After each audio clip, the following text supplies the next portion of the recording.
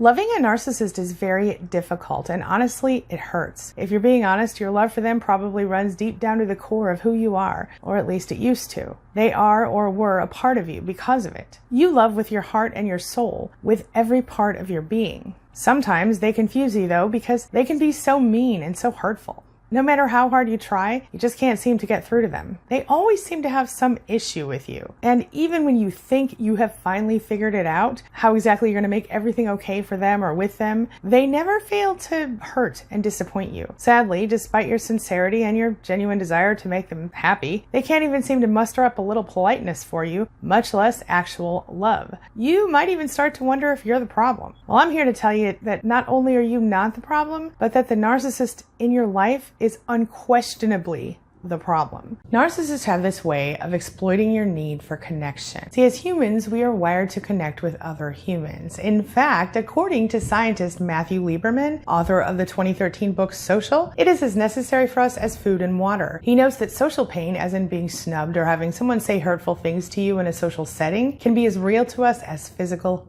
pain. Lieberman points out that phrases such as "that breaks my heart" or "that hurts my feelings" are cultural evidence of the fact that emotional pain is so significant. What happens all too often is that we get so wrapped up in these toxic relationships that we miss something really big, and that's the fact that narcissists have this way of pushing people away from us. We are kept away from people in our lives who might either take our attention away from the narcissist, or worse, those who might support us against them once we realize exactly what we're dealing with. Some relationships nourish you. They lift you up. They make you feel like you matter. They're good relationships. And then you know how there are those relationships that just sort of suck everything right out of you, all of your peace, all of your calm, all of your happiness, all of your optimism. These relationships can involve emotional vampires. They drain you. They make you feel completely exhausted. Your physical energy, your emotional energy, and so much more. And when they get really bad, they make you think that you're unworthy, that no one could love you, because you are in fact not lovable.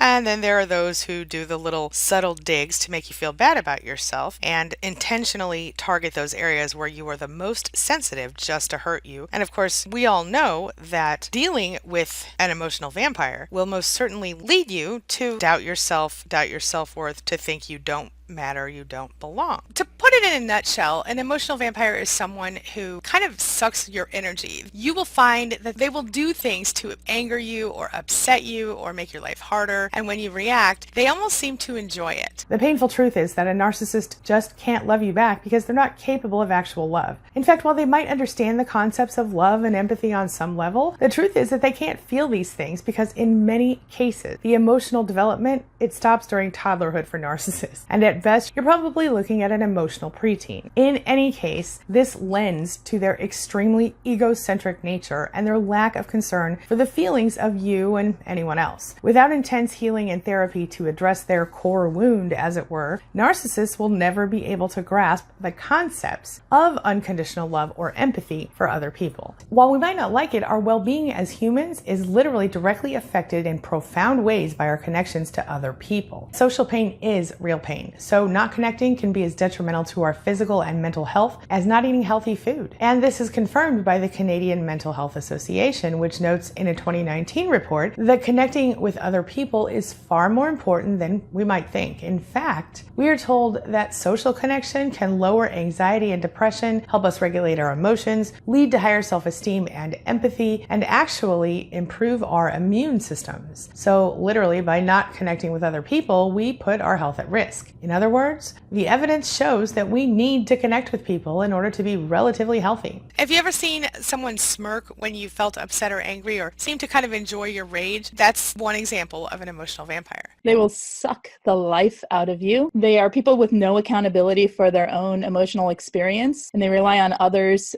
to take the blame to sort of fix things. They tend to be moody people who basically need you to be the one to set the emotional tone and fix everything emotionally for them so that you are left fully responsible for all the emotional needs of the relationship. So what are some signs of an emotional vampire? Number one, they feel like people really don't get them and just couldn't possibly understand their problems, which are far too complex for the average person.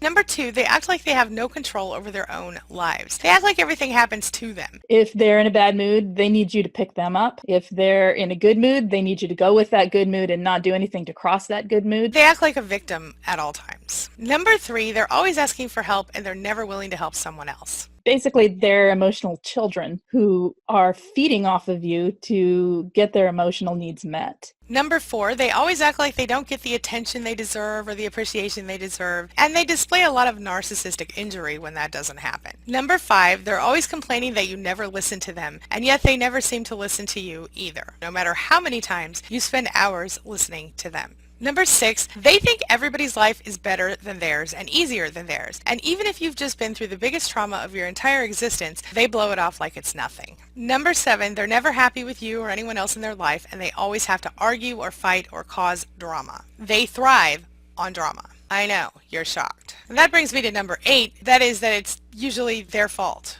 this drama and upset that they cause in their own life and the lives of the people that are around them. Number 9, people often push away an emotional vampire. Healthier people, people who haven't had their entire lives destroyed by narcissists or other toxic people, very often push away from emotional vampires instinctively. Unfortunately, people who have had themselves, their lives, or their self-esteem destroyed by a toxic person in the past tend to be ripe for the picking for emotional vampires. When we recognize them as emotional vampires, as narcissistic people or toxic people, we very often go no contact. Number 10, emotional vampires often act helpless, like they can't do anything without someone else helping them, even though they're not willing to help someone. Number 11, they use seduction as bait. It can be somewhat seductive. They can lure you in only to leave you feeling completely drained out of all energy afterwards. So look out. What is life really like with an emotional vampire? They literally kind of drain the emotional energy of all the people around them. They're not out for blood, they're out for your feelings, your emotions. They kind of feed on your emotional energy. You may feel physically like you just need to sleep, and emotionally drained. It may make you moody. It may make you feel like you are doing something wrong and you don't know how to fix it. They're always in crisis. They're exhausting. They need constant attention. You may feel anxious, depressed, or like having mood swings that you don't normally have when you're around these people. And they're so good at getting those emotional reactions from us that they need to feed off of. And that's true whether they're positive or negative. For myself, mostly I just feel tired, so tired, like I can't function. Like you just can't get out of bed tired. And that's usually a sign that someone around me is toxic and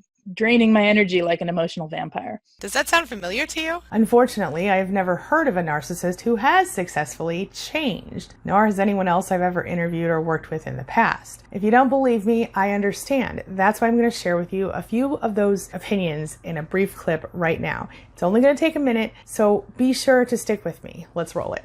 If anything, they tend to get worse over time, not better. At the domestic violence shelter I worked at, they had programs for violent men, basically, that had been abusive, and it was kind of this domestic violence rehabilitative type program. And what a lot of places were finding that it was making them worse, not better. If somebody has full-blown narcissistic personality disorder, no. When you've got that person that's kind of locked into that fight reflex, their behavior is a reflection of their mindset. And if a person's mindset is all about dominance and deceit, and it's all about winning at the expense of everybody else, that's deep-seated pathological behavior. My understanding of the mechanics of the disorder are such that if they have that rare diagnosis, they will, as an intrinsic element of narcissistic personality disorder, they kind of have to reject therapy. They have to reject help from the outside and help within their most intimate and vulnerable spaces. An abusive person, by and large, that's so deep-seated in their personality that I think if they were to change, it would take decades. And I personally don't believe that there is any effective treatment out there. But even if there was, a person has to actually want to change. Anyway, the bottom line here is that when you love a narcissist, you love someone who is not capable of loving you back. And it hurts. It hurts down to your soul, causing a deep ache that is nearly indescribable. Loving a narcissist hurts in a way that most people will never truly understand. And that's part of the reason that when you try to discuss your relationship with people who haven't been there, they never seem to quite get what you're talking about. They'll either minimize your concerns or even try to help by offering more standard relationship advice, which unfortunately can be quite unhealthy for someone who's dealing with a narcissist in so many cases. For example, if you're feeling unheard in a healthier relationship, the standard advice might be to sit down and have a conversation about it, or to even go to counseling together to work it out. But if you do these types of things with a narcissist, what do you think they're going to do? They're going to use it as an opportunity to manipulate you and the counselor, given the opportunity, and this can just re-injure you and make you feel even more miserable. So let's talk about how love bombing and idealization play into self-isolation in toxic relationships. Now, at first, if this person is a friend or especially a romantic partner, this will seem almost natural. I mean, you might find yourself sort of foregoing time with others for a while, voluntarily, and this is pretty normal up to a point at the beginning of a new relationship. But when you're dealing with a toxic narcissist, it isn't just that you're dealing with a normal sort of early relationship infatuation. Instead, something a lot more sinister is going on here. On a deeper level, whether consciously or not, the narcissist has a goal to isolate you from other people, both for the reasons I mentioned, as well as because it causes you to become more dependent on the narcissist. This ensures that not only will you stick around until they're done with you, but also that you'll be more easily controlled by the narcissist. And in so many cases, you might find yourself self-isolating as a result of emotional exhaustion, the kind that you deal with when you're constantly bombarded with narcissistic manipulation tactics and games they play with your head. And as if that wasn't enough, you might also develop crippling social anxiety during one of these relationships. Worse, narcissists seem to instinctively exploit our basic human need for connection, and they use this to control and manipulate us. How? Well, let's talk about it. So do you remember the time when you first met your narcissistic ex and you thought that they were your soulmate? You could not believe that everything you loved, they loved, and everything you didn't like, they also didn't like. And then they would be so sweet and charming until their narcissistic side came out anyway. At first, they were like a dream come true for you, and they became eventually your worst nightmare. But what you didn't know then is that the narcissist, they had their own underlying psychological issues, likely starting in early childhood. It has a whole lot to do with the fact that they're mothers. I know if it's not one thing, it's your mother, but they're mothers and their attachment style. Attachment is defined as a deep and enduring emotional bond that connects one person to another person. Attachment theory basically helps us to understand our relationships and how our relationships with our mothers could affect us and our lifelong development, and even our relationships with others in really profound ways. This is where you might actually find a narcissist. Someone with a dismissive avoidant attachment style certainly appears to be emotionally independent and is likely often a little bit afraid of committing to a relationship with a single person long term. So they have commitment issues, right? They would have had parents who were either not around a lot or were negligent in their care in other ways. They might have been ignored or abandoned or undervalued in childhood. They felt rejected, they felt not good enough, they felt unwanted, and one or both parents might have been completely absent for this person. Their needs may have been partially served, but not fully. For example, maybe they got plenty of food and they were bathed on a regular basis, they had clean clothes, but nobody held them, or at least not often enough. They might also have been rejected by their peers as they got older, and they might have lived their lives feeling just not good enough entirely. This would leave them afraid to trust people in general, and as a result, they might be really likely to be dismissive of other people. They tend to cover up their insecurity with a sort of false sense of self-confidence. But when someone is dismissive avoidant and they manage to find a secure, loving relationship and they take the time to work through their own issues, well, they actually can manage to have healthy relationships. But unfortunately, for most narcissists, they don't develop the emotional maturity to do that, and they stay stuck in that attachment style. Let's talk about which attachment style the narcissist represents, shall we? As I mentioned earlier, while technically a narcissist might classify themselves under any of these categories, they're most typically identified as the dismissive avoidant attachment style, which is why they maintain a certain distance when it comes to their relationships and why they make you feel like you're unwanted or unneeded, even if they clearly depend on you completely for narcissistic supply and, well, anything else. The dismissive avoidance style leads to being overly self-reliant, or appearing to be that way, and downplaying the importance of relationships. But they're quite vulnerable when it comes to a big crisis because they don't handle a crisis very well. Now, they may have a super inflated opinion of themselves, and they can be very critical and suspicious of other people, which makes their relationships pretty miserable for anyone involved. Now, this is where you're going to find the overt narcissist, or the more kind of in-your-face narcissist anyway. But the covert narcissist can actually fall into the avoidant fearful style, style, which seems a little counterintuitive since their victims can also fall into this category.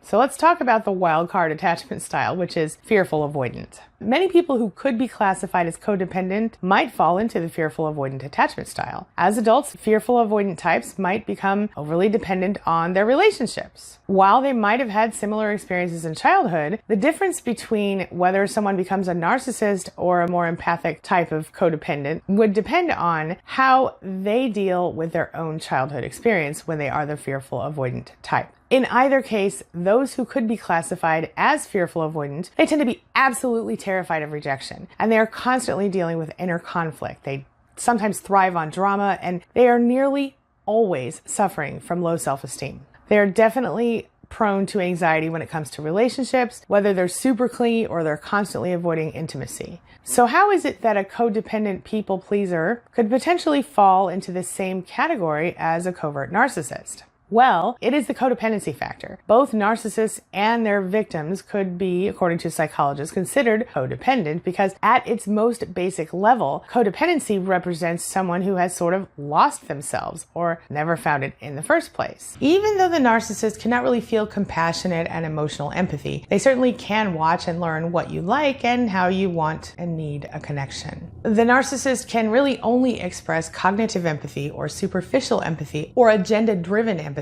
They just know that you have a need for connection and they're going to do anything they can to exploit it, but why would they do that? How would it benefit a narcissist to exploit your need for connection? I got 2 words for you.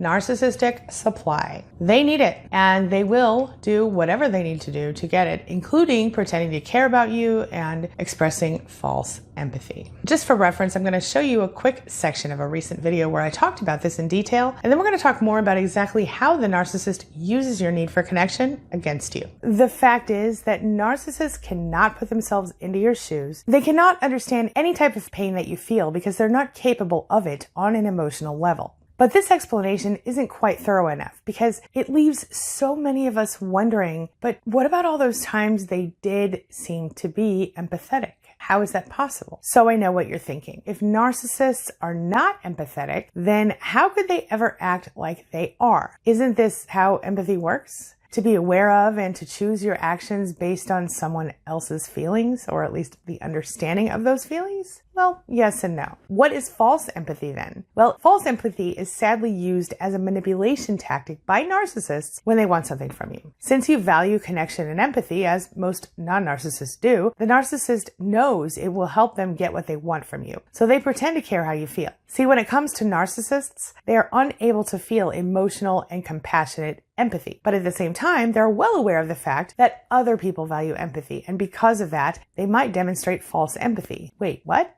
Yeah, this is why it's so confusing and so difficult to detect a narcissist early in a relationship. Let's talk about the narcissist's sort of empathy deficit, shall we? Here's the thing. When we say narcissists have no empathy, we don't necessarily mean that they're not capable of figuring out how you feel. What we mean is that narcissists don't feel empathy in the same way as most people do. They have no compassion, no remorse, and they don't feel regret unless they regret a choice they made because it negatively affected them in some way. So in other words, the narcissist is capable of understanding exactly what you think or feel on a cognitive level, but not an emotional one. They can think about what someone else is feeling, but it doesn't affect their emotional state directly, nor does it play a part in how they treat the other person. The exception is when the narcissist thinks someone feels negatively about them. This situation will make them feel angry, offended, and generally upset, and that usually manifests itself in narcissistic rage and narcissistic injury. The truth is that while narcissists find it very easy to learn the motions on how to appear empathetic, they're usually just imitating what they've seen others doing, and that is exactly when they're using false empathy. Just wait till you hear the rest. What are emotional vampires really like? Emotional vampires tend to have very low self-esteem, even though they may appear to have really high self-esteem. They, like narcissists, have an excessive need for validation, an excessive need for admiration. We call that narcissistic supply over here. They're very self-centered. They're always talking about how everyone either loves them or hates them, or how everyone's mean to them or super nice to them. They might think they're pathetic, or they might think they're amazing. So the point is, this is a specific type of person, but what you might have is someone who seems totally positive and awesome and actually kind of sucks the energy from you, sucks the life from you, as it were. And you might have someone who's just a poor me type. they're just, oh, poor me, and you just always feel obligated to do something to make them feel better. They're always sad, posting sad stuff on Facebook, whatever. It's all about getting attention. Whatever they're doing is to get attention. Maybe they brag about their kid too much, or maybe they brag about some other accomplishment too much, or maybe they just won't shut up about something else. Either way, they're always seeking attention, they're always seeking validation, and it's never enough. You cannot be enough for an emotional vampire. If you're dealing with an emotional vampire, chances are you might also be dealing with a narcissist. So how are you supposed to manage that? Well, take a look at this. What to do as a survivor dealing with an emotional vampire is don't deal with the emotional vampire. Get away. Get away as fast as you can from people who drain your energy like that. If you have to deal with someone like a boss or a coworker that you can't get away from, then minimal information, minimal personal information, minimal conversation back and forth. Have some script that you use, some niceties, some words to appease them so they feel they got their supply need met, so to speak, and they can walk away. I mean, we don't want to fuel people with a bunch of supply, of course, but when you're in a situation like a boss or someone you just can't escape, then it's better, I think, to take the path of least resistance so that you're not wasting your energy worrying about what they're doing and trying to figure them out or trying to fix the situation. You can't fix it. You just let them be and let them move along as fast as you can with as minimal contact as you can. We talk about some of this stuff in the group coaching evolving group, which is on Wednesday nights. And it's a really great topic, especially when you get multiple people talking about it at once. So if anyone's interested in that, you can find that in the links below. When you are dealing with a narcissist, chances are that you have put up with your fair share, if that's such a thing, of verbal and emotional abuse and manipulation from them, to say the very least. Maybe you have a narcissistic parent who favored your sibling and taught them how to torment you as well. Maybe they were all in it together. Maybe there's an aunt or an uncle or a cousin who's a narcissist, or you're married to one, or you're in some other way involved. You work with them, they're your neighbor, whatever. But in any case, whoever the narcissist is in your life, whoever they happen to be, you probably already know by now that you absolutely cannot trust them. A narcissist will never have your best interest at heart, even when they're your parent or your spouse. And that's because they are completely and only focused on their own needs being met at any given moment. Your needs don't even come second. They literally do not concern themselves with what you want or need at all, unless it benefits them to do so. So now that you understand all of that, I'm going to share with you 7 reasons that narcissists just have to hurt you. Number 1, repeated episodes of abuse and manipulation. Narcissists are creatures of habit and they are quite predictable. Sometimes you might even wonder if they have a narcissist playbook because they all seem to have nearly identical patterns. If you're dealing with a romantic partner who is a narcissist, you might have initially thought they were your soulmate. After all, it seemed like everything they liked, you liked, and they seem to want the same things as you, and they just seem like they totally got you. And if it was a friend or a family member, you may have initially assumed that they had your best interest at heart, or at least that they loved and cared about you unconditionally. But as time went on and life happened, guess what? You saw that it was far from the case, as you began to see their true narcissistic colors. Narcissists treat you terribly, and they will condemn you in a heartbeat if it serves them to do so. Even looking at them the wrong way seems to provoke them into a narcissistic rage. As one of their primary sources of narcissistic supply, you also become an emotional garbage dump for them. They will take out their anger on you, and they'll take out their frustration on you, whether or not it's related to you. And they'll do it over and over again. But you don't walk away because you love them. It hurts to love someone who is abusive to you and who is cruel to you in every way. That brings me to number 2, narcissists kill your dreams. Despite the narcissist's best efforts, something in you secretly or otherwise has desires and things you want to make happen in your life. In other words, you have dreams and you have wishes just like everyone else. Let's say, for example, you have this desire to move to some tropical island after you retire. You scrimp and you save to make this happen, but rather than supporting you and being there for you, the narcissist just doesn't hesitate to start laughing at you and telling you you're living in a fantasy world or whatever. Even though they don't support your dreams and they do actually the opposite of that, something in you believes them. You think, maybe I am just being immature, imagining stuff that really isn't possible. Ultimately, though, the narcissist's negativity is enough to often destroy any hope that you have for the future, and that hurts like hell. That brings me to number 3. The relationship is far from reciprocal. You might find yourself giving everything you have to the narcissist, and that they just take, and also take. They never give back. They almost literally can't give back, and if you ask a narcissist to do you a favor in any way, they'll only do it if there's something in it for them. So they might do you a favor, but only under certain circumstances that benefit them. They have to get something out of it, or they most definitely will not do anything for you. And of course, these conditions are often not ones that you can realistically meet. For instance, if you ask them to watch the child that you have together for, I don't know, an hour or two so you can go to the salon, they'll say, sure, I'll do it, but under one condition. And it's something much bigger than you're asking for. Here it goes. So maybe they want to go on a trip with their friends for a week, and that means you will be the single parent to the child while they are having fun for a week with their friends. And they probably won't even call you while they're gone unless they call at the exact moment they know you're too busy to deal with them. And then they're going to complain that you never talk to them when they call and say you don't love them enough. And this will lead you to yet another episode of you bending over backwards to prove your love for them, all while managing the house and the kid and the pets alone. Meanwhile, they're sitting on the beach laughing with their friends about how they've got you wrapped around their little finger. Yeah.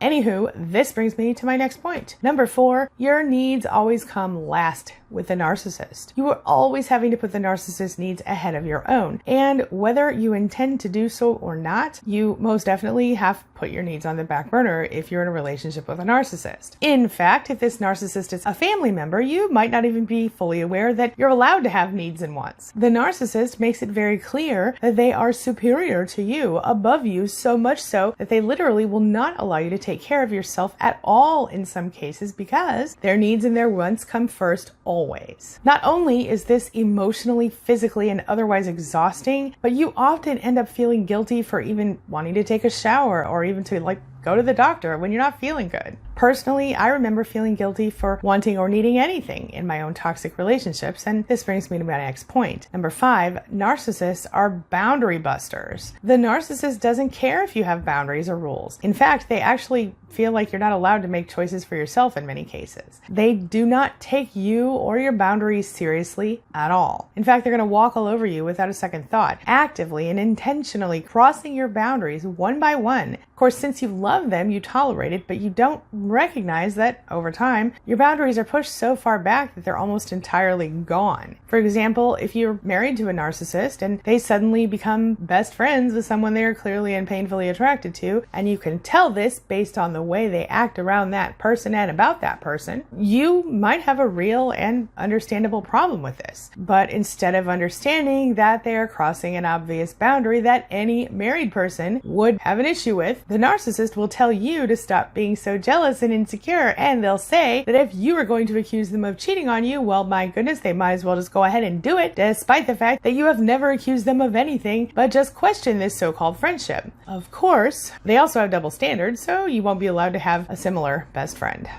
And that brings me to number 6, smear campaigns and secrets spilled. If you were to go against the narcissist's wishes, or if you go no contact with them, then they won't hesitate to go out of their way to ruin your reputation, and often your life. They will share private information about you that could even be damaging to you through social media or other avenues, and then they will even do stuff like contact your boss and tell them all the reasons why they should fire you. And of course, when it comes to secrets, no matter how much they swear they're going to keep them under wraps, you gotta know that you can never confide anything serious in a narcissist and expect confidentiality. Even if you didn't let them down like they thought you were going to or whatever, and they don't decide to conduct a smear campaign, they'll still leak out those secrets, especially if those secrets give them the key to the narcissistic supply they need in some way, attention or whatever. Narcissists have no integrity. You always want to make sure that if you are confiding in someone, it's someone you can trust, and a narcissist never fits that bill. That brings me to number 7. Narcissists are big fat liars. They are pathological liars. We know this to be a fact. They will never be truthful about anything unless it happens to benefit them in some way. Sometimes they lie just for the sake of lying. Nope, I'm not kidding. If you're dealing with a narcissist, you might as well always assume that whatever they tell you isn't true, or at the very, very least, you need to take everything they say with a grain of salt. Never expect honesty from a narcissist. They're always going to feed you lies, so just remember you cannot trust them. Bottom line here is that no matter what, we know for a fact that it hurts to love a narcissist. Remember this, even if they promise not to hurt you, they most definitely will. They absolutely do not have your best interest at heart, and many of them have no idea what that even means. Narcissists not only cannot love you back, but they leave you feeling battered, drained, and depressed. You'll feel anxious, you'll feel worthless, you'll feel like you're not even a real person in some cases. Obviously, the best thing you can do for yourself is to go no contact and break things off, or go low contact if you must remain connected due to sharing kids or business together. We all know that's not always possible, but that is the ideal solution. But my friend, you've got to take care of yourself, because the narcissist never will. Not in the way that you deserve. And what you deserve, in case you forgot, is to be loved in the same way that you love. You deserve to be happy. You deserve to live in a home where you don't feel fear and anxiety every time they're around or their tires hit the driveway. You deserve to have a life that you love. Please don't forget, you matter. This brings me to the question of the day. And the question of the day is, can you relate? Do you or have you loved a narcissist who threw your love back in your face to hurt you over and over again? Do you believe that it's possible to love a narcissist without being hurt? Share your thoughts, share your ideas, share your experiences in the comments section below, and let's talk about it. As always, thank you so much for being a part of my day and a part of my life, and hey, thanks for letting me be a part of yours. It really does mean a lot to me. Now, before I go, make sure you take a look at the videos I'm going to leave for you right there and right there. And while you're here, hit that subscribe button right over there so we can stay connected and continue on this healing journey together. I'll see you soon.